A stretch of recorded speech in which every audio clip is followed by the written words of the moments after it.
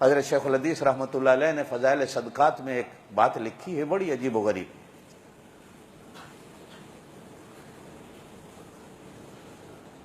کہ ایک بزرگ قبرستان کے قریب سے گزرے تو دیکھا کہ جیسے ایک ڈاکیا آتا ہے، ایک تھیلا بھرا ڈاک کا لایا قبرستان میں،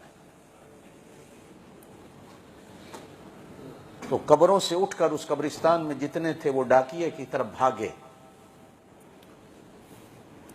اور ڈاکیا ہر کسی کا خط نکال کر ہر مردے کو دیتا ہے، جس کا آتا ہے وہ خوش ہوتا ہے، جس کا نہیں آتا وہ روتا ہے۔ کونے میں ایک آدمی بیٹھا ہے، سارے بھاگے ہیں، وہ نہیں بھاگا۔ تو وہ بزرگ اس سے پوچھتے ہیں کہ یار یہ سارے بھاگے ہیں، تو کیوں نہیں بھاگا؟ وہ کہتا ہے ان کو لینے دو جو کچھ لینا ہے، مجھے کوئی ضرورت نہیں۔ کہا تجھے کیوں ضرورت نہیں؟ کہا کہ میرا بیٹا قرآن کا حافظ ہے، وہ روز قرآن پڑھتا ہے، اللہ پاک مجھ کو ثواب دے دیتا۔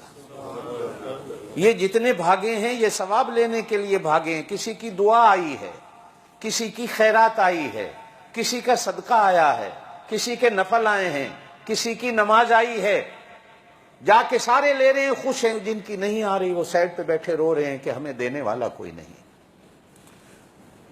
اب وہ بزرگ دن کو اس کے بیٹے کی تلاش کو نکلے تو گئے تو اس کا بیٹا ایک دکان پہ بیٹھا ہے، چائے بیچ رہا ہے۔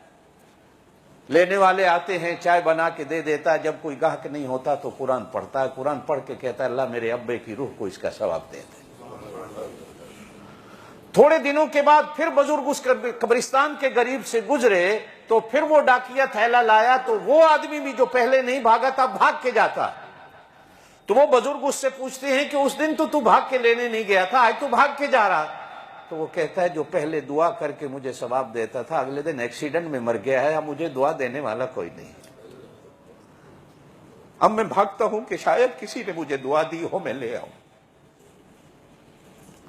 چوتھے سپارے میں اللہ قرآن میں فرماتے ہیں فرحین بما آتاہم اللہ من فضلہ، جن کا پیچھے سے کوئی خط آیا ہوتا ہے وہ پڑھ کے خوش ہوتے ہیں، ایک دوسرے کو دکھاتے ہیں دیکھو ہمارے گھر سے ہمارے لیے دعا آئی ہے، دیکھو ہمارے لیے کچھ آیا ہے، میں کتنا قسمت والا ہوں کہ مجھے کوئی یاد کرنے والا ہے، مجھے کوئی دعا دینے والا ہے۔